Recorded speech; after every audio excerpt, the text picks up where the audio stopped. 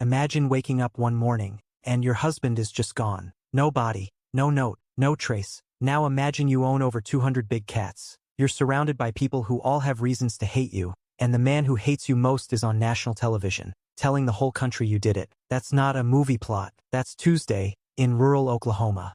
To understand this story, you have to understand the world it lived in. Deep in the American heartland, there existed a subculture most people never knew about: private zoos, roadside animal parks, backyard big cat operations. And at the center of it all, a war between two very different people who somehow became more alike than either of them would ever admit. On one side, you had Joe Maldonado Passage, better known as Joe Exotic, a man who wore rhinestone cowboy shirts, dyed his hair blonde, and somehow ran for president of the United States. He owned a park in Wynwood, Oklahoma. Tigers, lions, bears, over 200 animals on a stretch of dusty land off a two-lane highway. Joe filmed his own reality show, recorded country music albums, and spent most of his waking hours doing one thing: fighting Carole Baskin. On the other side was Carole Baskin, based out of Tampa, Florida. She ran a big cat sanctuary called Big Cat Rescue. To her supporters, she was a wildlife protector. To Joe Exotic, she was the enemy,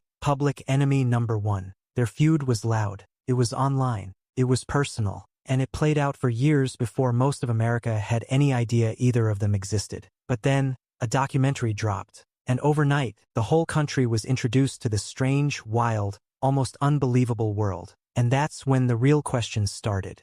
Here's what most people remember from the story. Joe Exotic ended up in federal prison, convicted on multiple charges, including a murder-for-hire plot. He allegedly paid someone to kill Carole Baskin. Now, that sounds simple enough, but here's where it gets strange. The case had layers that most people glossed right over, because while everyone was focused on the Joe versus Carole drama, there was a whole other thread sitting right there, barely examined. Carole Baskin's first husband. His name was Don Lewis, a wealthy Florida businessman, and in 1997, he vanished, just gone. No body was ever found, no confirmed cause of death, no arrest, no conviction. The case went cold, and for more than 20 years it sat there largely forgotten, until it wasn't. When the documentary aired, millions of people suddenly had the same question. What happened to Don Lewis? The timing of his disappearance was uncomfortable, to say the least. He and Carole had been having serious marital problems.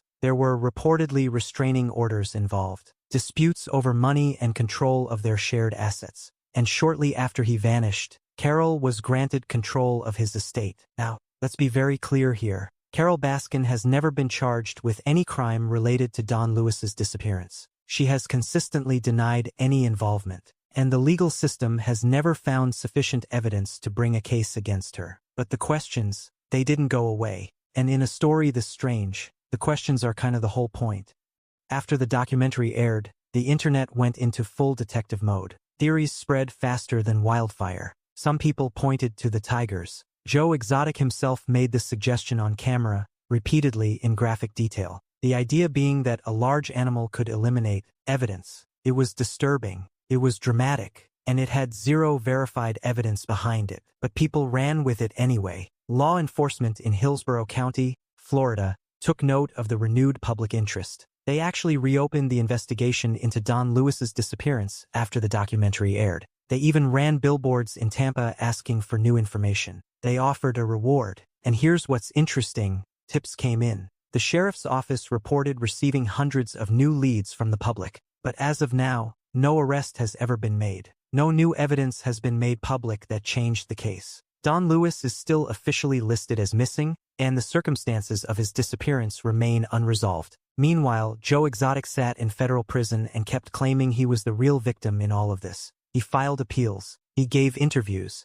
He maintained that his conviction was political, that he was set up, that people in power wanted him gone because he was too loud, too visible, too inconvenient. And then there were the people around him. Because here's something that got lost in all the drama between Joe and Carole. Joe Exotic didn't run his park alone. There was a business partner, a man named Jeff Lowe, who came in and eventually took over ownership of the park. And later, there were serious legal troubles for Jeff Lowe too. Federal charges, animal welfare violations, a whole separate investigation. The more you pull on this thread, the longer it gets. Nobody could fully explain how this entire ecosystem of private zoos, exotic animals, and questionable business dealings had operated this openly, for this long, with so little oversight?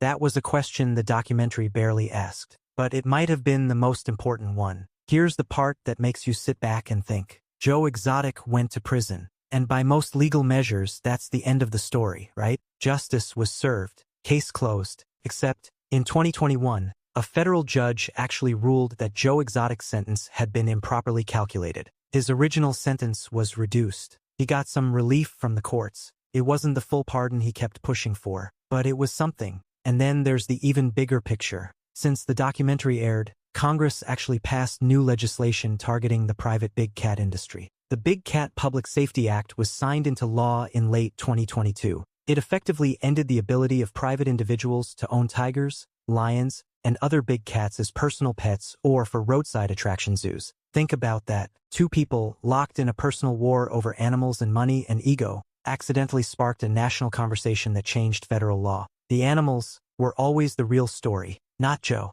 not Carole, not the feuds, the drama, the murder-for-hire plot, or the missing husband. The 200-plus tigers living in cages on Oklahoma dirt, they were the reason any of this mattered. And most of them never made headlines. Most of them just waited. And here's the question I keep coming back to. If a documentary hadn't gone viral during a global pandemic when millions of people had nothing to do but sit home and watch streaming TV, would that law have ever passed? Would anyone have ever cared? Would Don Lewis's case have ever been reopened? Would any of it have changed? Sometimes the strangest stories are the ones that accidentally move the world.